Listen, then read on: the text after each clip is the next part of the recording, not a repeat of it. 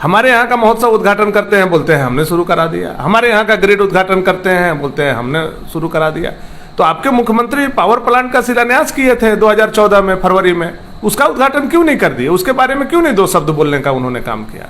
तुलसी दामर mines के बारे में क्यों नहीं बोलने का काम किया? घाघरा माइंस में बोलने का क्यों नहीं काम किया?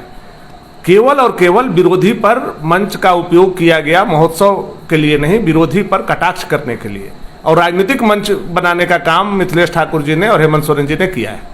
लेकिन क्या यह बात सही नहीं है कि रमजान के महीना के चलते इनके जो जिला अध्यक्ष हैं तनवीर आलम, उनके कहने पर आपने कैंसिल कर दिया बंसीधर महोत्सव को? बंसीधर भगवान को आपने अपमानित करने का काम किया। बंसीधर के सामने प्रसाद का थाली लगा करके, तारीख दे करके कि 8 और 9 तारीख को आपको भोज लगाएंगे, भोग कराएंगे, और आपने उस थाली को छीनने का काम किया। मिथिलेश ठाकुर जी, आप अगर यह साबित कर दें कि आपने सूचना कराया था या एसडीओ ने हम लोगों को सूचना दिया था बैठक का, ये केवल साबित हो जाए तो आज का आज बगैर 1 मिनट विलंब किए हुए मैं अपने विधानसभा सदस्य पद से इस्तीफा दे दूंगा।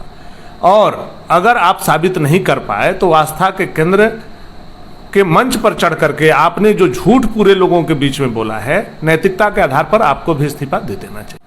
बंसीधर महोत्सव के दौरान मंत्री जी ने आप पर आरोप लगाया कि आपको सूचना मिलने के बाद भी आप वहाँ नहीं पहुँचे। देखिए, जब मंत्री जी भाषण दे रहे थे और उसके बाद आप लोगों के माध्यम से भी मुझे जानकारी पहुंची और बताया गया कि मंत्री जी ने बंसीधर महोत्सव पर कम और हम लोगों पर ज़्यादा बोलने का उस दिन काम किया। उन्होंने कहा कि मैं जब बैठक बुलाया, यहाँ के स्थानीय विधायक नहीं आए। मैं उनको फिर से एक बार चुनौती देता हूँ कि मंत्री जी जो बैठक बंसीधर एसडीओ के यहाँ किए थे, उसकी सूचना किससे भेजवाए? मंत्री जी यह स्पष्ट करें। एसडीओ जो आईएएस ऑफिसर अपने आप को कहते हैं, वो बताएं कि किस माध्यम से हमको सूचना भेजने का काम किए। हम लोगों को जानकारी भी थी क्या कि हमारे माननीय मंत्री आ रहे हैं बैठक करने?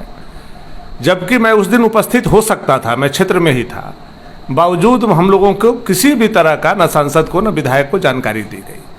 मैं उनको चुनौती के साथ इस बात को कहता हूं कि आप आस्था के मंच पर चढ़ करके और जो झूठ बोलने का काम किया है, मिथिलेश ठाकुर जी, आप अगर यह साबित कर दें कि आपने सूचना कराया था या एसडीओ ने हम लोगों को सूचना दिया था बैठक का, ये केवल साबित हो जाए तो आज का आज बगैर 1 मिनट विलंब किए हुए मैं अपने विधानसभा सदस्य पद से इस्तीफा दे दूंगा।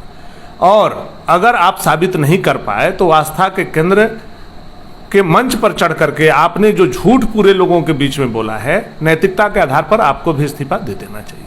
अगर आप में हिम्मत है तो हमारे चुनौती को आप स्वीकार कीजिए। एक झूठ उन्होंने नहीं बोला, कई झूठ उन्होंने बोला। पावर ग्रिड के उद्घाटन के बारे में भी उन्होंने बोला कि आपके विधायक उस समय नहीं आए। आपको मैं स्मरण करा दूं कि मैंने प्रिविलेज दिया हुआ है उस समय का, वो आज भी स्पीकर के यहाँ जिंदा है। विधानसभा चलने के दरमियान वो आकर के किए हैं। नियम ये बोलता है कि जब विधानसभा सत्र चल रहा हो तो किसी भी तरह का शिलान्यास या उद्घाटन नहीं किया जाएगा जब तक कि विधानसभा सत्र का सत्रावसान नहीं हो जाए।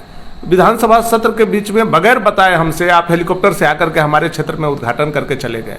मैं आपको चुनौती देता हूं कि आप हमारे घर में आकर के एक ग्रिड का उद्घाटन करके गए और यह बताया कि हमने ग्रिड बनवा दिया। मैं फिर आपसे चुनौती आपको देता हूं कि आप में अगर मंत्री हैं, इतने ताकतवर मंत्री हैं, तो इसी तरह का ग्रिड अपने विधानसभा में बना करके उद्घाटन कीजिए ना। 3 साल तो मौका मिला आपको। हमारे यहाँ का महोत्सव उद्घाटन करते हैं, बोलते हैं हमने शुरू करा दिया। हमारे यहाँ का ग्रिड उद्घाटन करते हैं, बोलते हैं हमने शुरू करा दिया।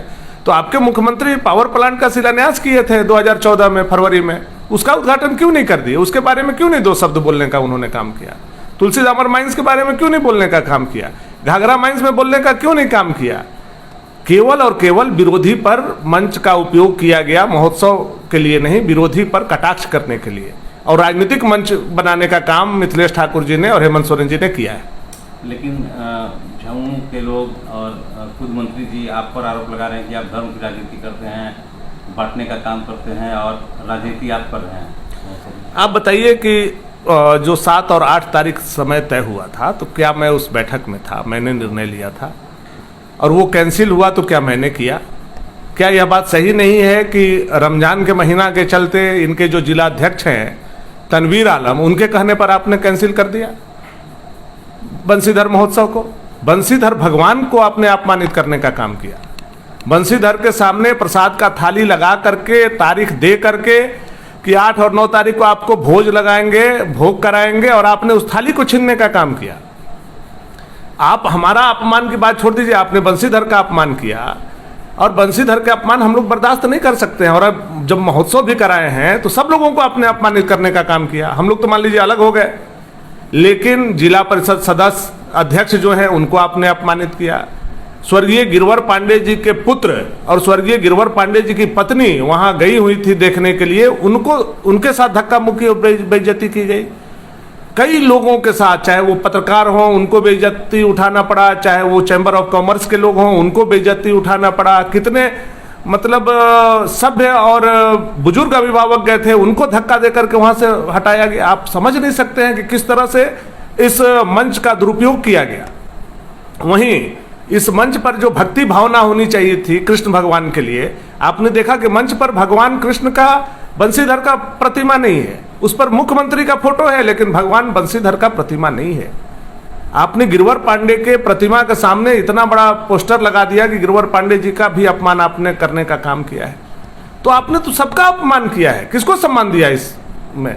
केवल अधिकारियों को सम्मान दिया या स्वयं सम्मान पाए? मुझे तो लगता है जेएमएम के लोगों को भी आपने सम्मान नहीं दिया। अगर सम्मान दिया होता तो सूरजदेव मेहता के साथ वो घटना नहीं घटती जो सूरजदेव मेहता को आपने करवाने का काम किया। केवल और केवल एक वर्ग, मैं कह सकता हूं कि उस महोत्सव में बढ़ चढ़ करके हिस्सा लिया हुआ था तो गढ़वा विधानसभा क्षेत्र के कुछ लोग थे और हमारे यहाँ के अल्पसंख्यक भाई थे।